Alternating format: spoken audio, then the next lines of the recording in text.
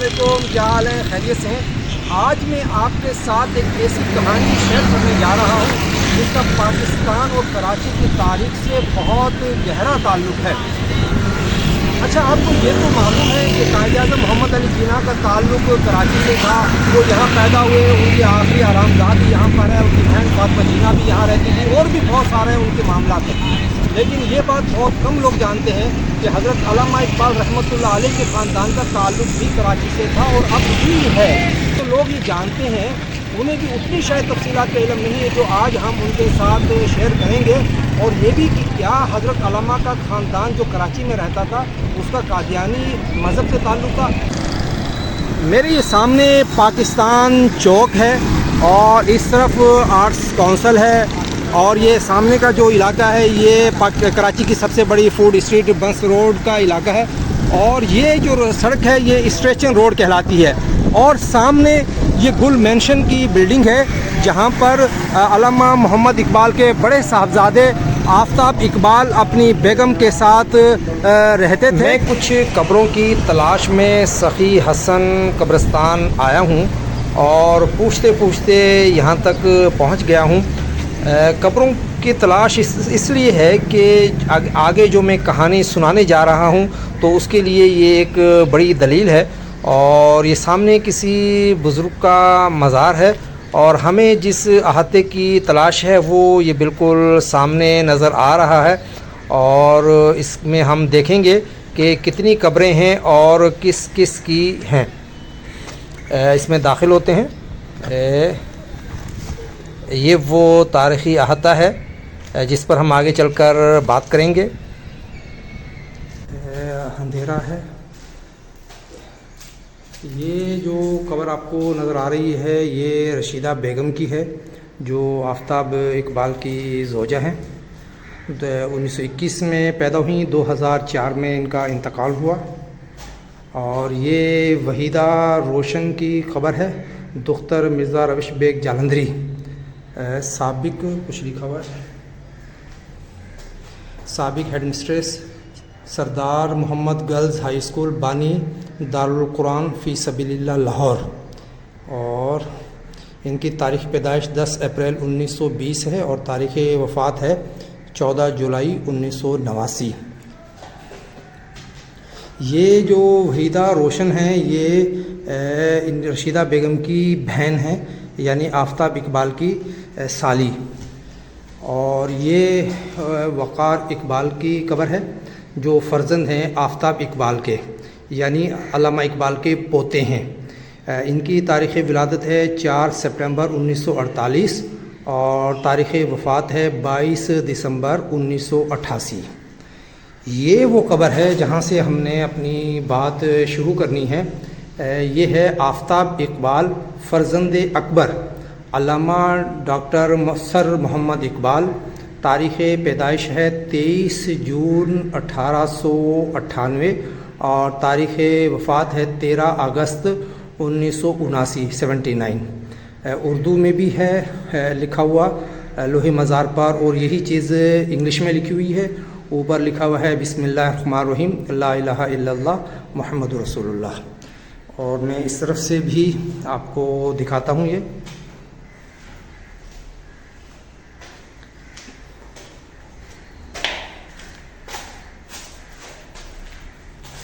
एक दो तीन चार कब्रें हैं इस अहाते में। अल्लामा इकबाल के ख़ानदान की 4 कब्रें मैंने आपको इस अहाते में दिखाई हैं जो कराची के सखी हसन कब्रिस्तान में मौजूद हैं। और इसमें उनके बड़े साहबजादे, फिर उनकी बड़ी बहू और पोते और फिर एक और रिश्तेदार की ये कब्रें शामिल हैं। अच्छा, सवाल ये है कि आखिर ये ख़ानदान सियालकोट और लाहौर से कराची कैसे मुंतकिल हुआ। बात दरअसल ये है कि हज़रत अल्लामा इकबाल रहमतुल्लाह अलैह ने 3 शादियाँ की थी।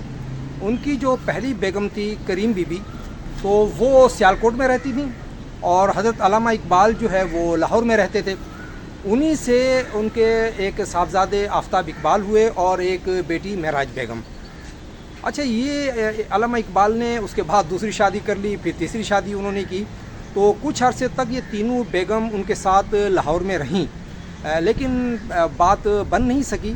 اور پھر ان کی یہ جو بڑی بیگم تھیں جو یعنی کہ آفتاب اقبال کی والدہ، وہ اپنے والدین کے پاس گجرات چلی گئیں اور آفتاب کو اور ان کی بہن کو بھی وہ اپنے ساتھ لے گئیں۔ تو آفتاب اقبال نے پھر جو بھی پرورش پائی ہے وہ یعنی اپنے نانا اور نانی کے گھر پائی ہے۔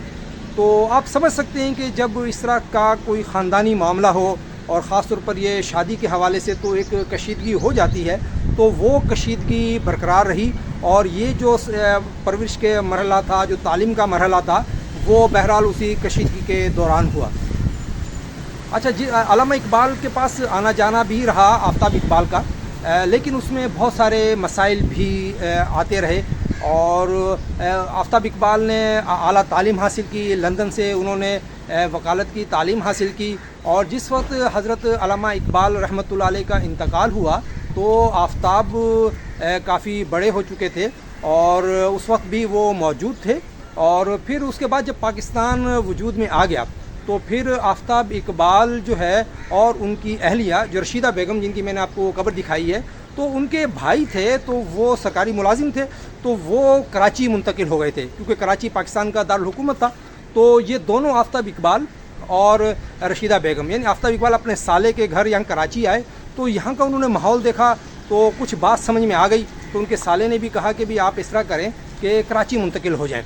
تو وہ جب کراچی آ گئے تو پھر یہیں سے آفتاب اقبال نے اپنی نئی زندگی شروع کی، اور آفتاب اقبال نے یہ جو ایم اے جناح روڈ پر سیفی چیمبر ہے وہاں پر اپنا وکالت کا آفس لیا، اور میں نے آپ کو شروع میں دکھایا تھا بس روڈ پر اور جو اسٹیشن روڈ جو کہلاتا ہے وہاں گل مینشن میں انہوں نے رہائش اختیار کی، اور انہوں نے اپنا پھر وکالت کا آغاز کیا یہاں کراچی سے۔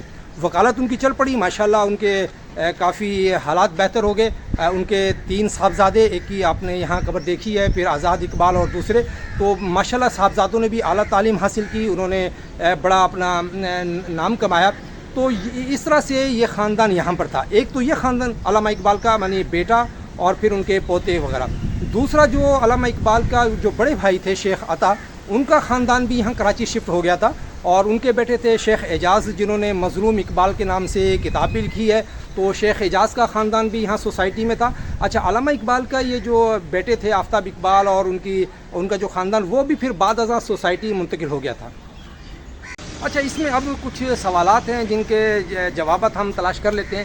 ایک تو یہ کہ کہا جاتا ہے کہ بھئی آفتاب اقبال کی مالی حالت بہت خراب تھی اور وہ علامہ اقبال کو بہت پریشان کرتے تھے۔ دیکھیں، اس میں 2 باتیں ہیں۔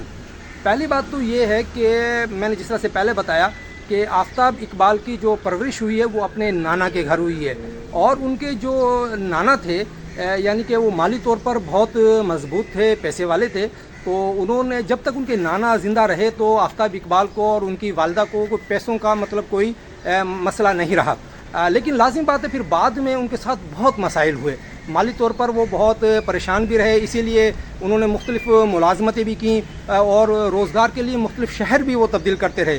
آخر میں وہ ساہیوال منتقل ہو گئے تھے اور وہاں وہ پریکٹس کرتے تھے، اور اسی دوران جو پھر پاکستان وجود میں آیا تو وہ ساہیوال سے کراچی آئے تھے، لیکن کراچی آ کر جب انہوں نے پریکٹس کا یہاں آغاز کیا تو اس وقت چونکہ یہ برانڈنگ سسٹم شروع ہوا تھا مختلف جو کمپنیز کا، اور تو اس میں بڑی ان کی مہارت تھی، تو انہوں نے مختلف جو برانڈ وغیرہ ہے ان کو رجسٹر وغیرہ کروانے کا سلسلہ شروع کیا، تو اس سے ان کی ہاتھ کھل گیا اور ماشاءاللہ وہ بہت ان کے پاس پیسے کی ریل پیل ہو گئی۔ اچھا، دوسری بات ان کی یہ ہے کہ بھئی آفتاب اقبال کے علامہ اقبال یعنی اپنے والد سے کیسے تعلقات تھے۔ تو اس میں جس طرح سے میں نے پہلے کہا کہ چونکہ ان کی والدہ ناراض ہو گئی تھیں کیونکہ وہ پہلی علامہ اقبال کی بیوی تھی اور پھر علامہ اقبال نے ان کے بعد 2 شادیاں کی تھی، تو لازمی بات یہ سوتنوں کا جو گھروں میں ایک نفسیاتی معاملہ ہے، تو اس پر جو ہے آفتاب اقبال پر بھی اس کے اثرات ہوئے ہیں، تو جو بھی اس میں گھر میں کشیدگی تھی وہ رہی ہے، لیکن اس میں لوگوں نے نمک مرچ بہت لگایا ہے۔ خاص طور پر جو شیخ اعجاز نے جو مظلوم اقبال کتاب لکھی ہے تو اس میں آفتاب اقبال کو جو ہے نا ایک ولن کے طور پر پیش کیا ہے، حالانکہ ایسا نہیں ہے۔ آفتاب اقبال کی والدہ جو رشیدہ بیگم، جن کی میں نے آپ کو قبر بھی دکھائی ہے، انہوں نے 2 کتابیں لکھی ہیں علامہ اقبال اور آفتاب کے تعلقات پر، وہ دونوں کتابیں ریختہ پر موجود ہیں، تو انہوں نے بہت وضاحت سے کہا ہے کہ ایسا نہیں تھا کہ جیسے ایسا پیش کیا گیا ہے نا کہ جیسے کوئی باپ بیٹے کو ایک دوسرے کے دشمن تھے، ایسا کچھ بھی نہیں ہے۔ تو لیکن کشیدگی بہرحال تھی۔ اب سوال یہ ہے کہ آفتاب اقبال کیا یہ قادیانی تھے؟ کیونکہ اس حوالے سے بہت زیادہ باتیں کی جاتی ہیں اور خود علامہ اقبال اور ان کے والد کے بارے میں بھی کہا جاتا ہے. تو دیکھیں اس معاملے میں ایک بات تو یہ ہے کہ جب آفتاب کا انتقال ہوا تو لندن میں ان کا انتقال ہوا تھا. تو پھر ان کی میت جب کراچی لائی گئی تو پہلے یہ فیصلہ ہوا کہ انہیں دارالعلوم کراچی میں سپرد خاک کیا جائے. اچھا اس حوالے سے بہت ساری جو سازشی تھیوریز وہ ہیں. ایک بات یہ ہے کہ جی انہوں نے جگہ دینے سے انکار کر دیا تھا دارالعلوم کراچی والوں نے، کیونکہ کہا گیا کہ جی ان کے عقائد جو ہے مشکوک ہیں. لیکن ان کی جو بیگم ہیں انہوں نے رشیدہ بیگم، انہوں نے جو کتاب میں یہ بات لکھی ہے کہ ایسی بات نہیں تھی. بات یہ تھی کہ وہ یہ چاہ رہے تھے کہ دارالعلوم کراچی میں ان کو پورا احاطہ مل جائے تاکہ خاندان کی اور بھی بعد میں قبریں بن سکیں. تو لازم بات ہے دارالعلوم کراچی میں اس کا موقع نہیں تھا، وہاں صرف ایک قبر کی جگہ مل سکتی تھی. دوسرا یہ تھا کہ وہاں چونکہ آمد و رفت کا ایک شیڈول ہے کہ اس کے مطابق آنا ہے، اس کے مطابق جانا ہے، تو وہ ذرا ان کے لیے مسئلہ تھا. تو پھر یہ جو آفتاب اقبال کی سالی کی جو میں نے قبر دکھائی ہے، ان کے ذریعے ایک کمشنر کراچی سے اجازت نامہ لیا گیا اور یہاں اس طرح سے انہیں سخی حسن اس وقت نیا قبرستان بنا تھا کراچی میں، یہ تو انہیں یہاں پر یہ ایک احاطہ مل گیا یہاں پر. تو اس کا کوئی عقیدے سے تعلق نہیں. بعض لوگوں نے وہ خفتگان کراچی جو کتاب ہے اس میں بھی لکھ دیا گیا کہ حالانکہ ایسی کوئی قادیانی کی بات نہیں تھی. اچھا اس میں لیکن کچھ اور باتیں ایسی ہیں کہ جنہیں میں چاہتا ہوں کہ وہ بھی آپ کے سامنے آ جائیں. دیکھیں آفتاب اقبال نے جو ابتدائی تعلیم ہے وہ قادیانیوں کے اسکول میں حاصل کی. پھر انہوں نے قادیان جو ہے یعنی جو قادیانی مذہب کا جو مرکز ہے وہاں بھی انہوں نے تعلیم حاصل کی. اچھا پھر جو علامہ اقبال کے والد صاحب کے بارے میں کہا جاتا ہے کہ جی وہ مرزا غلام احمد قادیانی کے قریب تھے. خود علامہ اقبال کے بارے میں بھی کہا جاتا ہے. اب مسئلہ یہ ہے جو سمجھنے کی بات یہ ہے کہ مرزا غلام احمد قادیانی کا اس زمانے میں جو تعارف تھا وہ ایک مبلغ کے طور پر تھا، کیونکہ وہ انہوں نے مسلمانوں کی طرف سے عیسائیوں سے مناظرے کیے، ہندوؤں سے کیے، تو پھر ایک صوفی کے طور پر. اور علامہ اقبال کے جو والد صاحب تھے نا وہ پیروں فقیروں والے آدمی تھے، ان کا بڑا ایک تعلق تھا. تو اس طرح سے ان کا تعلق رہا اور پھر علامہ اقبال کا بھی ان سے اس طرح سے معاملات رہے. لیکن علامہ اقبال بھی قادیانی نہیں تھے اور نہ ہی ان کے والد قادیانی تھے. جب یہ بات ان کو اچھا پھر دوسرا مرزا غلام احمد قادیانی نے جو دعوے کیے ہیں وہ بھی مرحلہ وار کیے ہیں، یعنی مسیح موعود، مہدی، نبوت، یہ بالکل ایک مرحلہ وائز ان کے اعلانات ہوئے ہیں. تو آہستہ آہستہ لوگوں کو جب ان کی باتیں سمجھ میں آئی تو لوگ ان سے دور ہوتے گئے. تو علامہ اقبال نہ صرف یہ کہ ان سے دور ہو گئے تھے بلکہ ان کے بارے میں بہت سخت ان کے جملے موجود ہیں، ریکارڈ کا حصہ ہے. اسی طرح آفتاب اقبال کا ایک انٹرویو شائع ہوا تھا ان کے انتقال سے کچھ سال پہلے، تو اس میں بھی انہوں نے بالکل واضح طور پر اپنے عقائد بیان کیے اور قادیانیت کے خلاف انہوں نے باتیں کی. اسی طرح سے جو ان کی اہلیہ ہیں یہ رشیدہ بیگم، انہوں نے بھی اپنی کتاب میں قادیانیوں کے خلاف بہت کھل کے بات لکھی ہے. بلکہ انہوں نے ایک جملہ لکھا ہے کہ جس وقت آفتاب اقبال قادیان میں پڑھتے تھے تو انہوں نے مرزا غلام احمد قادیانی کے بیٹے مرزا بشیر الدین محمود سے متعلق ایسی چیزیں دیکھیں کہ انہوں نے لکھا ہے کہ میں شرم کے مارے وہ باتیں کتاب میں لکھ بھی نہیں سکتی. اچھا انہوں نے تو نہیں لکھا لیکن اور بہت سارے سابقہ جو قادیانی ہیں انہوں نے یہ باتیں لکھی ہیں ان کے جنسی معاملات کے حوالے سے. تو اس سے بھی آپ اندازہ لگا سکتے ہیں کہ ان کا کوئی اس سے کوئی تعلق نہیں تھا، یعنی کہ نہ آفتاب اقبال کا کوئی قادیانی سے تعلق تھا. حالانکہ قادیانی اسکول میں وہ پڑھے ہیں، انہوں نے تعلیم حاصل کی ہے، لیکن جو اس وقت میں نے کہا نا کہ قادیانیوں کو بس ایک صوفی اور ایسا ایک گروپ سمجھا جاتا تھا. وہ بعد میں جب لوگوں کے سامنے باتیں آئیں تو پھر وہ ساری صورتحال بنی ہے. اسی طرح سے علامہ اقبال اور ان کے والد کا بھی قادیانی سے تعلق نہیں تھا. ہاں اس میں ایک بات ہے، وہ یہ ہے کہ جو علامہ اقبال کے بڑے بھائی تھے شیخ عطا، وہ قادیانی تھے. وہ نہ صرف قادیانی تھے بلکہ مرزا غلام احمد قادیانی کے جو 313 شروع کے جو متعلقین ہیں پکے وہ ان کے اندر شامل تھے. لیکن یہاں ایک اور بات بھی آپ نوٹ کر لیں کہ شیخ جو عطا کی فیملی جو کراچی میں رہتی تھی جس کا میں نے ذکر کیا ہے، جیسے ان کے جو صاحبزادے تھے شیخ اعجاز جنہوں نے مظلوم اقبال کے نام سے کتاب لکھی ہے، یا ان کے دوسرے ان کی والدہ یعنی شیخ عطا کی بیوی، ان میں سے کسی کا بھی قادیانی سے تعلق نہیں تھا. آفتاب اقبال کا سوسائٹی کی نجم مسجد میں نماز جنازہ ہوا تھا اور باقاعدہ جو اسلامی طریقہ کار ہے اس کے مطابق ان کی نماز جنازہ پڑھائی گئی تھی، اس کے مطابق ہی تدفین کی گئی تھی.